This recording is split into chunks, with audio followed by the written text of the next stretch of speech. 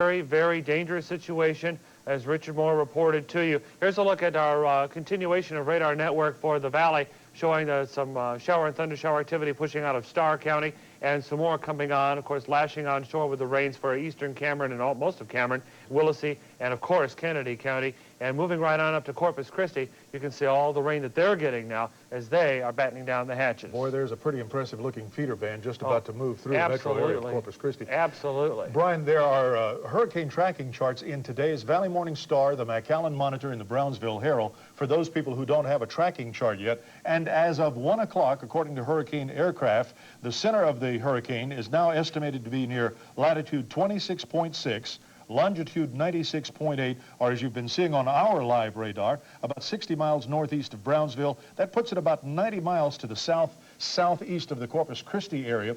And earlier this morning, you were saying that they were really evacuating that area of the state. Yeah, let's go ahead and go back to forewarned live Doppler radar, and we'll tell everybody that indeed this does continue on, and we're continuing to track the eye of the storm as it moves off the coast of Port Mansfield. Definitely a situation that is warrants closer and continued watch. I'm going to go ahead and back this out so you can see the full image, and you can see it. It's a large area of precipitation and that eye. Now we have Pat Guillermo out, who's in Corpus Christi. Right. Pat? That's right. Yeah, I'm out here. Right now I'm on the bay right across a lot of hotels that sit at the T-heads here in Corpus Christi. And if anybody's been to Corpus Christi, you know this beautiful area here with all the boats that are usually just docked here or usually breezing around, people sailboating. All these boats, of course, are moored. Everybody's batting down the hatches.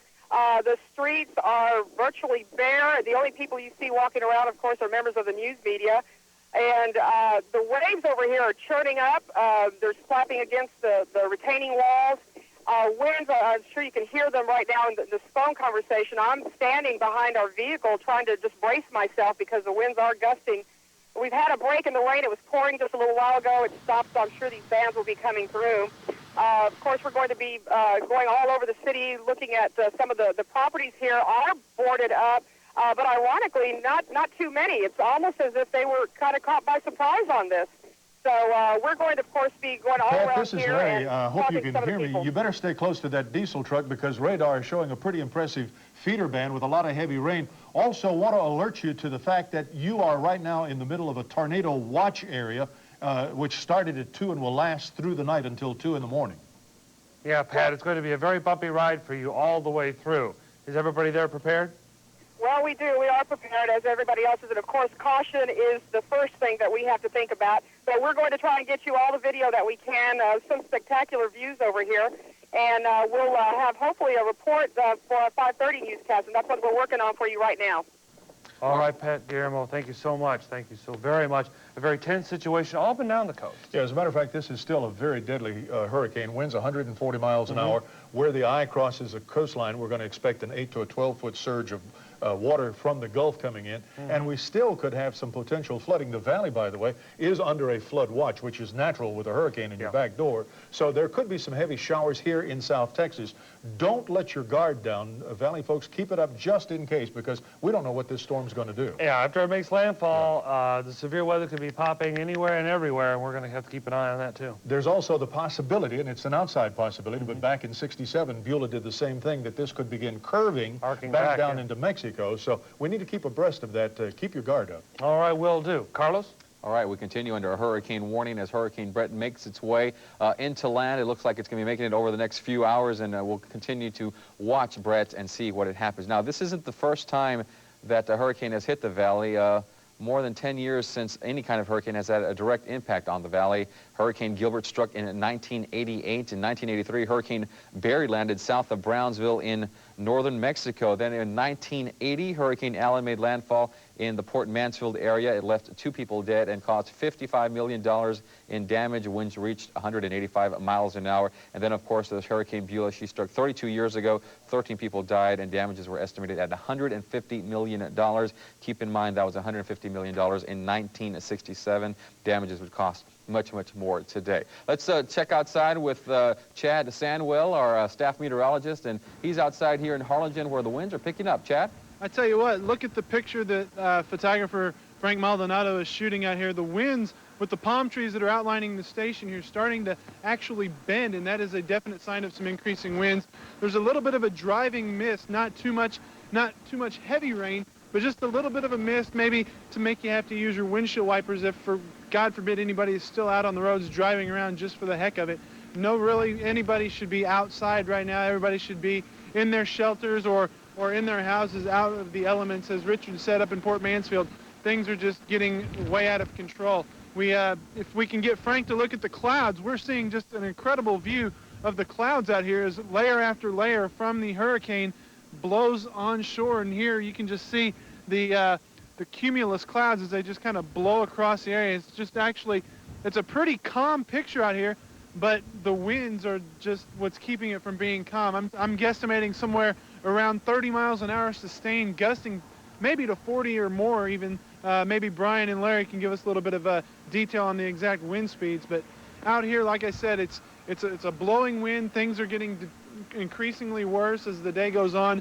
I've had periods of time like Jenny Davis had this morning where it's kind of difficult to keep your footing because the winds are so strong that they actually want to push you to one side. The winds are coming from my left across to my right, so they're coming actually from the northeast towards the southwest. But out here, like I said, the rain is coming and going. It's a very light rain right now, but as the day progresses, we expect for sure to see some heavier rains here in the Harlingen area. Carlos? All right, Chad, and those winds are coming at a west-northwest direction at 35 miles per hour, and those are right outside our studio here off the expressway in between the La Feria, Harlingen area, and winds at 35 miles per hour. Now, there are a lot of activities going on in the Upper Valley. People have been moving throughout the past 48 hours from Cameron County to Hidalgo County area. For more on that, let's go to Roxanne Ledema, who is in the Upper Valley. Roxanne? We're out at PSJA North and Far, where folks are beginning to see the first signs of Hurricane Brett. Now they admit it's been a difficult night. They're worried about their homes, and they say they didn't get much sleep because they're waiting to see when and if Hurricane Brett will strike. Now, over 1,300 people sought shelter here last night, and they admit that it's been difficult. The American Red Cross says they are at capacity and have no more room here. Now they're just trying to meet the basic needs of folks who have come here to PSJA North High School. Organizers are urging businesses to donate any type of food they can. It's only the beginning, but folks are already beginning to run out of food and water. Now, a heavy downpour has already hit this area, and it is pouring outside, folks, and it's been nonstop for at least about an hour. So folks here are already seeing the first strains of Hurricane Brett, and they're worried. Reporting from PSJA North High School, I'm Roxanne Lerma for Team 4 News. All right, thank you very much, Roxanne. And Larry James and I were just talking about these winds, Larry. And last night we had some strong winds, but that's associated with a hurricane. Sometimes you'll have some calm winds, and sometimes you'll have some wind gusts. Is that correct? I was here through the night, and as a matter of fact, I'd step outside every once in a while, and it was almost like you could feel the air. It was so calm. And then I took a break about 8 o'clock, and then driving back into town, just a little bit of a breeze. But boy, coming back a while ago, it's like hold the steering wheel real tight, because we're getting gusts up to about 50, 55 miles an hour now. Okay, now we're going to take it out to Brownsville, to the port of Brownsville, to see what's going on over there. Carlos, the winds, we're actually downstream somewhat from the port of Mansfield. In case you can't tell, the winds have picked up somewhat down here. The rain is kind of a sprinkling, but this is usually a shrimp basin where all of these boats are gone. Virtually this entire thing now is filled with shrimp boats. A lot of shrimpers, like this gentleman right over here, are just hanging out on the boats, watching the tides, watching Mother Nature, seeing what Mother Nature is going to do next. There are approximately, I guess, 1, 2, 3, 4 slips that go in a vertical direction that way. They are all completely filled up with all of these shrimp boats. Of course, this is the peak time of shrimping season.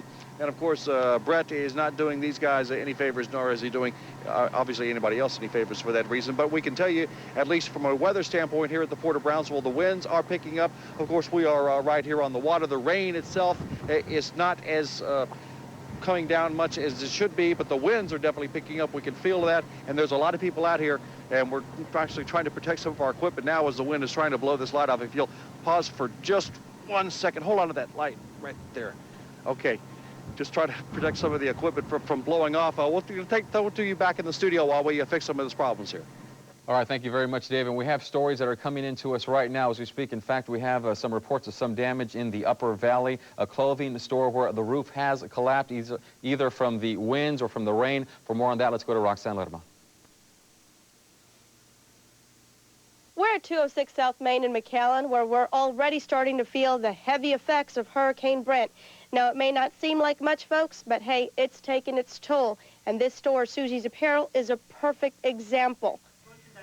That's because the ceiling collapsed from the weight of the constant rain. It's been pelting the upper valley off and on for a while, and this roof finally gave way. It buckled under the water pressure. It's a muddy mess inside right now, and there's water all over these brand new clothes. Firefighters are still investigating the accident.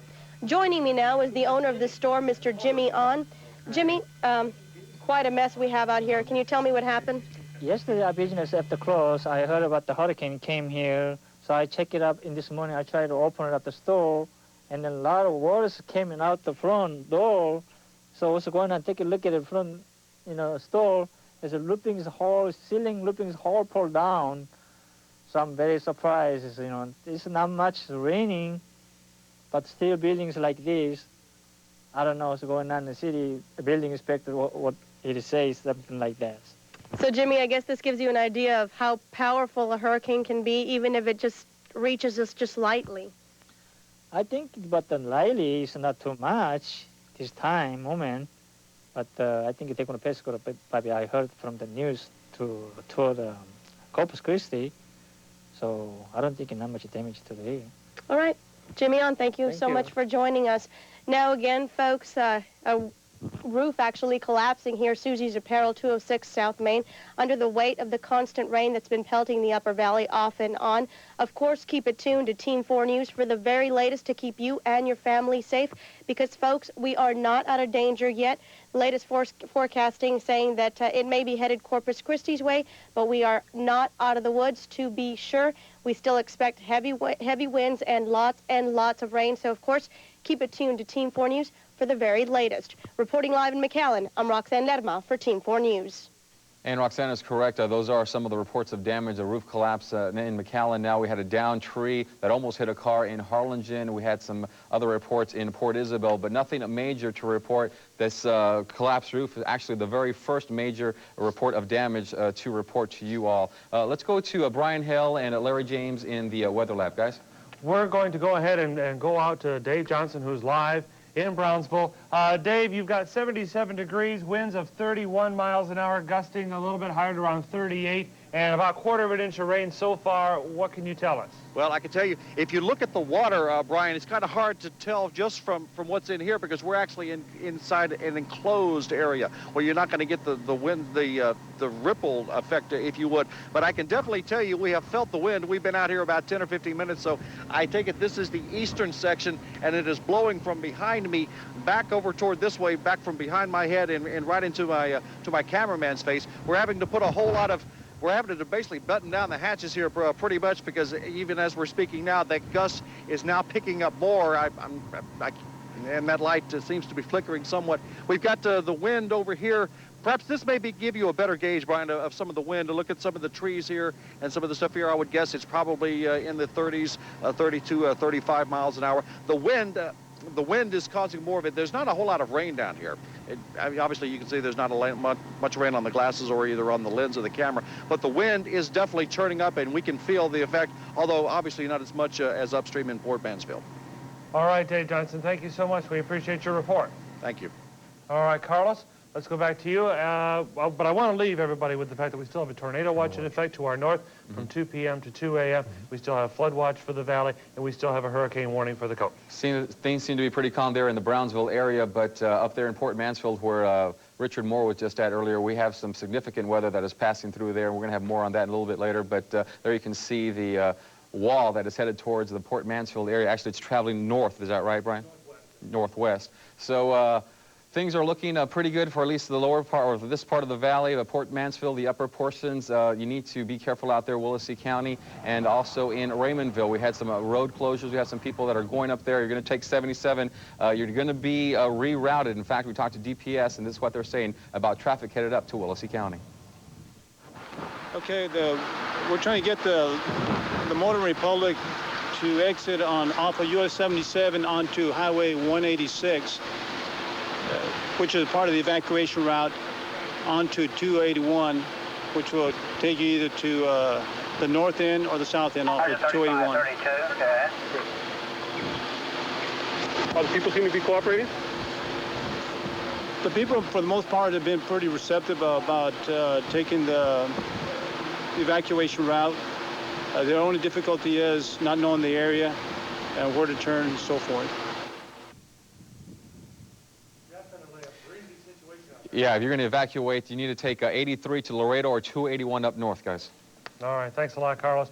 Larry, let's give them a last wrap or list, list of our statistics. As of 1 o'clock this afternoon, and you can see it on live Super Doppler radar, the eye of the storm is just to the northeast of the Port Mansfield area. That places the storm center about 60 miles northeast of Brownsville or about 90 miles south of Corpus Christi. It is moving just a little to the north of due west. That means it's going into Kennedy County unless it makes another jog within the next few hours. As a result of this proximity of the storm to the coast, the National Severe Thunderstorm Center in Norman, Oklahoma has issued a tornado watch in effect until 2 a.m. tomorrow morning. And you can see on the graphic that we have now on the Genesis that that is not including the valley. It starts up in the northeast corner of Kennedy County and goes all the way up into the Calhoun County area near the Port O'Connor area. But it's just a sign. Just a things sign. to come. Yeah, we're going to have this off and on through the next 12 hours. You bet. Plus, we had that flash flood watch in effect for the That's valley. Right. We still could see some heavy rain in the area. Some of the reports you had down in Port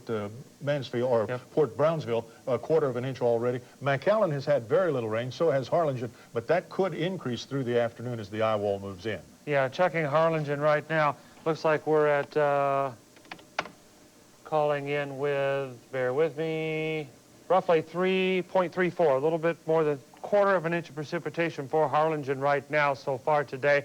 And of course the winds are kind of gusty out there.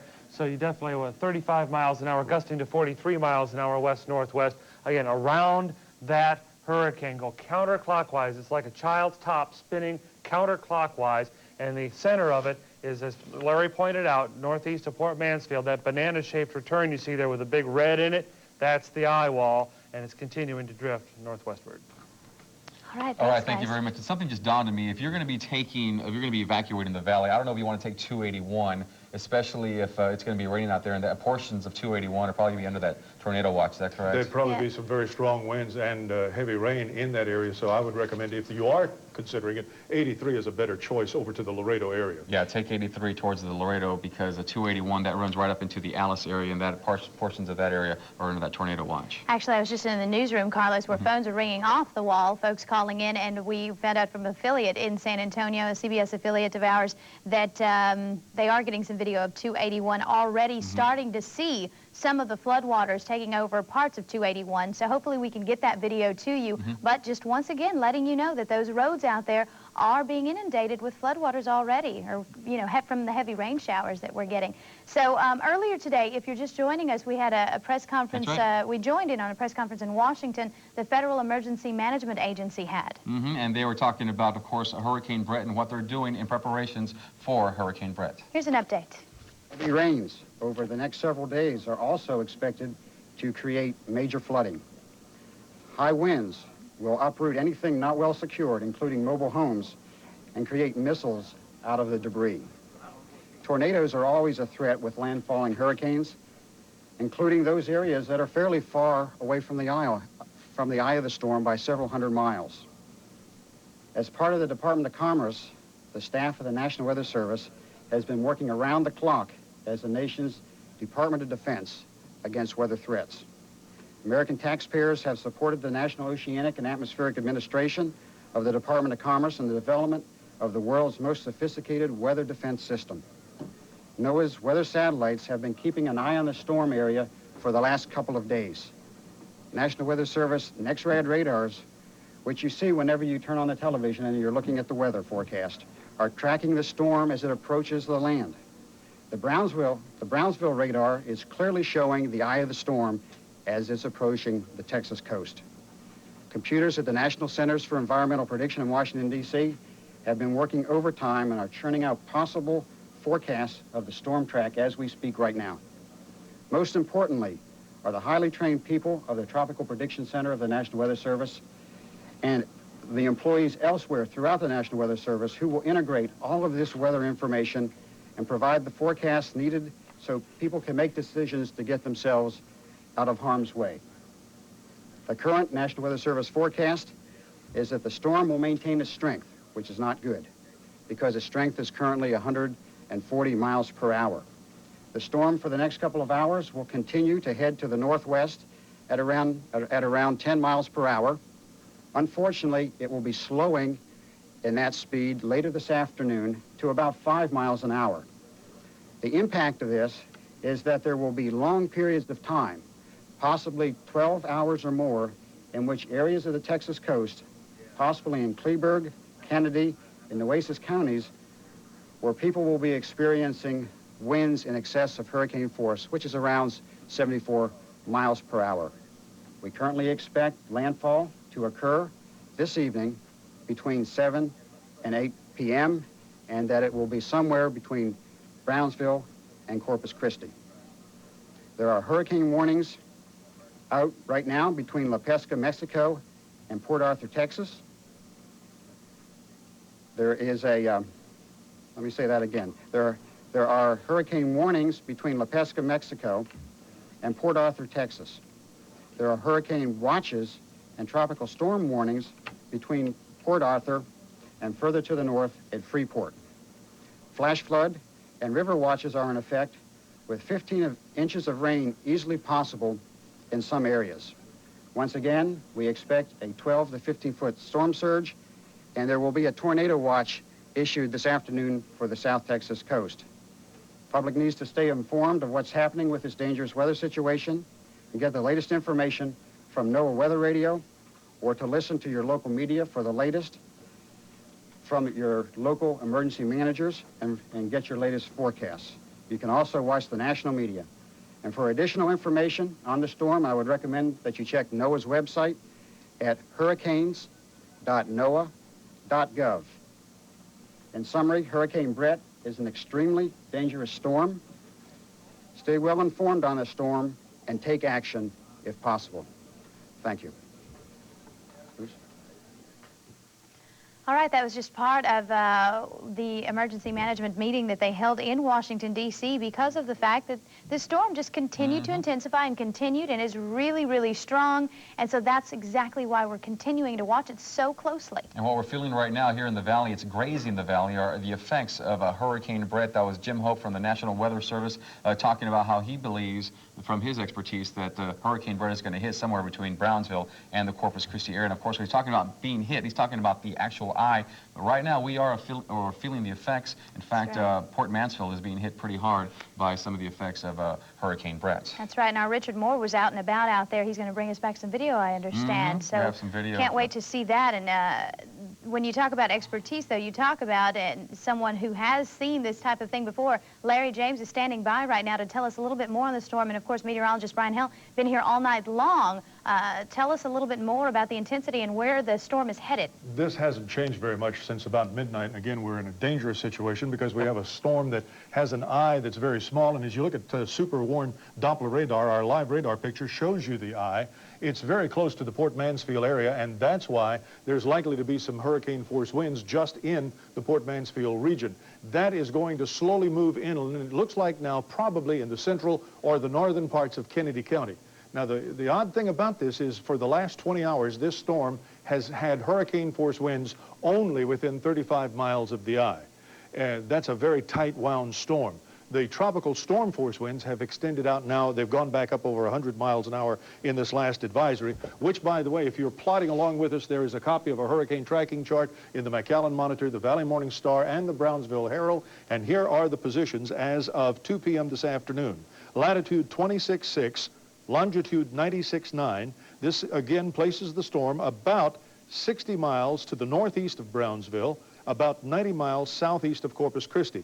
Now, what Brian and I and Chad have been saying over the night and through the morning hours, there is the outside possibility that this storm could turn back down into Mexico, similar to Beulah in '67. Yeah. And if that does, that would increase our chances for rain in the valley tremendously. It still would have all that energy and all the dynamics necessary. Right. Chad was reminding me earlier of some basic meteorology that you don't have to see the eye and see the hurricane like it looks now over land.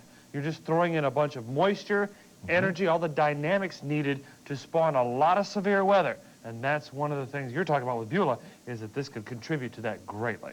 But a big comparison is back in '67, Beulah dropped like 28 to 29 inches of rain in the valley area. This storm is not expected to do that much. And listen closely, he says only 8 to 12 inches. That's a big only. That's a very big only. That's a lot. And there you see the winds blowing the cotton patches around. That's in Rio Hondo. In Rio Hondo. So the winds are all over. Again, on the back side of the hurricane. Right. We talk about the back side being the minimal side. Well, geez, if this is minimal, you know, I certainly wouldn't want to be where Richard is right now, getting the maximum over near Port Mansfield. Still hurricane force winds. And again, I remind everybody, don't let your guard down. We still have a major hurricane, a Category 4 with winds 140 miles an hour. If that does turn a little back to the west-southwest, there could be some very strong winds, especially in northern Willacy and Hidalgo County. We were interviewing Dr. Jarrow from the Hurricane Center a while ago here, and he was pointing out that this, as you pointed out, Larry, is just a very, very dangerous storm. It's as dangerous as a Camille or an Andrew or a Beulah. It's big and powerful. It's just not that, as you pointed out, again, it's just not that big from one side to the other. It's just ferocious. That's it. Just to recap slightly, now we still are under, of course, a hurricane warning. We still have a flash flood watch, and just to our north there is a tornado watch that will be in effect until 2 a.m. tomorrow morning. And radar constantly is showing the eye and what's going on as far as its position in relationship to the coastline. There is the eye where you see all of the reds and yellows just to the northeast of Port Mansfield. That is the outer band of the eye wall. Very strong winds and very heavy rain. And it's picking up outside, too, at Harlingen. Chad Sandwell, meteorologist Chad Sandwell, is outside right now to fill us in on the conditions that are going on, of course, outdoors. And Chad, are you there? Yeah, I'm here, Brian. Out here outside the studios here, we're starting to see the wind pick up a little bit more. We talked a little bit ago about winds 35 miles an hour plus, gusting to over 40. I believe every bit of that. And as I look around, I'm seeing the trees. You know, of course, behind the studios, we have an orchard, and the trees are blowing around. And we're looking at the palm trees out in front of the studio, and I'm literally seeing them bent over. You know, it's, you know, coming from the Midwest, used to seeing thunderstorms and heavy winds during thunderstorms, and you see some of these great big oak trees up in the Midwest that blow over and topple over. Well, these palm trees are kind of doing the exact same thing. They're just kind of bending over. They haven't toppled over yet, but we haven't seen a whole lot of rain here in Harlingen yet. As the ground gets a little more saturated, as we see a little more wind come into the area, that's when we could see the possibility for some of those trees toppling over that we saw a little bit earlier across the valley. Looking out towards Expressway 83, we're seeing a few cars heading west towards McAllen. I haven't really seen, I've been out here for a little bit off and on throughout the afternoon, haven't really seen too much in the way of cars heading into Harlingen. And it's really no surprise. We had some voluntary evacuations of Harlingen yesterday, people heading to Hidalgo County. But right now, the big threat of the weather here in Harlingen looks like we're seeing the rain is starting to pick up a little bit. And the winds, again, 45 to 50 miles an hour probably, I would say at times.